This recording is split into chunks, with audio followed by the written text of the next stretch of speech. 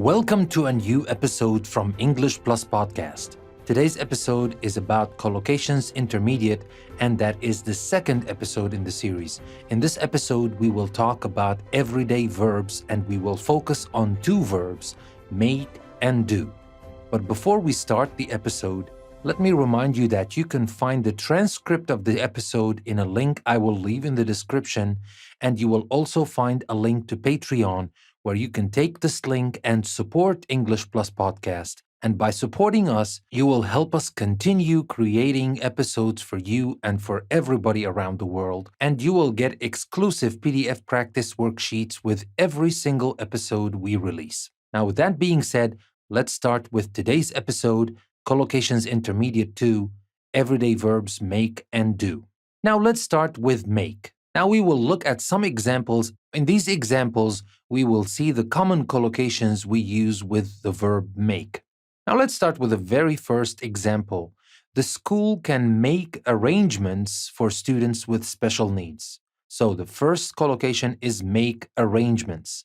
Now, we can say arrange, of course, but a lot of the times we say make arrangements or make an arrangement for. But in general, we say make arrangements for students with special needs. What else can we use with make? We can say the new manager is planning to make some changes. We make changes. Now here we have make some changes. Of course, we can say make changes or make a change. All of these are possible. So we can use make with changes as well. We can also say, for example, Amelia had to make a choice between her career and her family. So when you want to decide on something, you can say make a choice. You have two choices or more, and you have to make a choice. What else? We can say, would anyone like to make any comments on the talk? Now, when you finish talking about something, you can ask if anybody would like to make any comments. You can make comments. What else can you make? She made a useful contribution to the discussion. So you can make a contribution to something.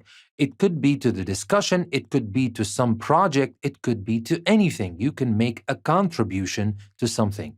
Now we can also say, I'm glad it's you who has to make the decision, not me. That is similar to make a choice. We can make a decision, or here make the decision. Of course, you will have to be flexible about the way you use the word that collocates with make. Yes, in our example here, we have make the decision, but as I said, we can say make a decision or make decisions in plural. So, we can make a decision. What else can we make? Let's take a look at this example. Michael is really making an effort with his math this term. So, you can also make an effort, like Michael is doing this term with his math. And now for another example. I'm too tired to go out tonight. Let's make an excuse and stay at home. So we can also make an excuse. Caroline is very good at making friends. So we use make with friends. We don't get friends. We don't create friends. We make friends. And making friends means to get to know new people and become friends with those people. So this thing is called making friends. Now let's take a look at another example. Repainting the room has really made an improvement. So we can make an improvement or, of course, improvements. What else can we make? They've made a mistake in our bill. So, of course, you can make a mistake or mistakes. And here in this case, they've made a mistake in our bill. And we can also make phone calls. For example, I've got to make some phone calls before dinner. You make phone calls. The use of make with these words might not make sense to you. You might think that you want to use another verb, but that is the power of collocations. You learn what words go with what words. And that is the natural way of speaking English. So, in our example here, I've got to make some phone calls before dinner. Now, what else? Holly is making progress with all her schoolwork.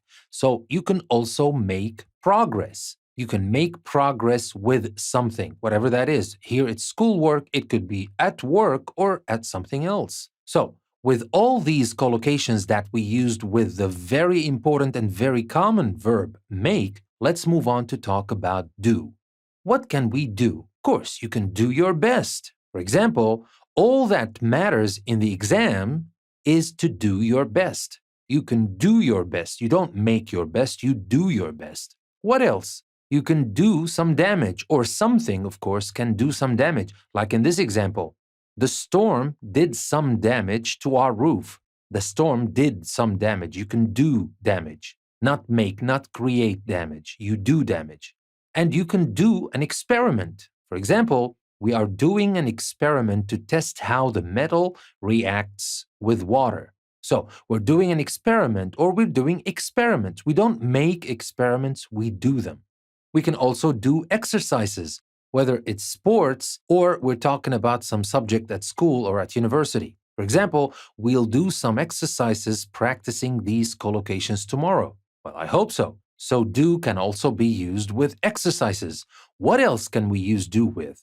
We can do somebody a favor or do somebody a good turn, which mean the same thing. So for example, we can say, could you do me a favor and pick me up some milk from the supermarket?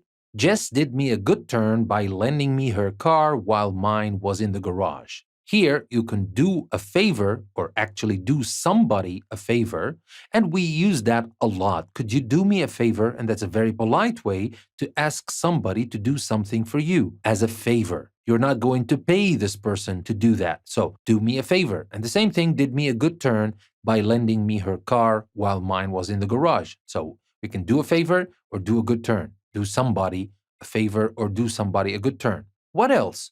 We can do harm. It's not always a good thing we do. We can say do good, but the opposite of that, of course, is to do harm. For example, changing the rules may do more harm than good. So here we can use do with harm as well. What else can we use do? We can use do with hair. No, I'm not ready. I haven't done my hair yet. I still have to do it and make it presentable. I'm not going to leave like that. I haven't done my hair yet. So that is another collocation with do, and that goes with hair. You can do your homework. For example, my son has to do his homework straight after school. Do can also be used with homework. What else? We can do the washing, we can do the ironing, we can do a lot of other tasks around the house, which we call in general the housework. And that's of course different from the homework. Homework is what you do for school, housework is what you do at home. So, I'll do the washing if you do the ironing. Maybe a husband and wife are kind of discussing what to do and how to distribute the tasks evenly between them. So maybe the woman goes like, I'll do the washing if you do the ironing. Deal? So, that is also another collocation with do. Do the washing, do the ironing, do the housework in general. And finally, we can do some work. We can do work. For example, we'll do some work on our project and then we'll go to the cinema. So you can do work as well.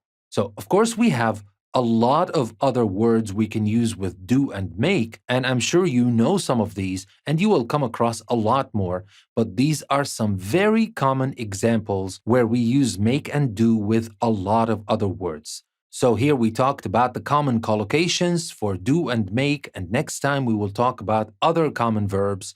So stay tuned and follow the series of Collocations Intermediate. That'll be all for today. Let me remind you that you can find the transcript of this episode in a link I will leave in the description, and you will also find a link to Patreon.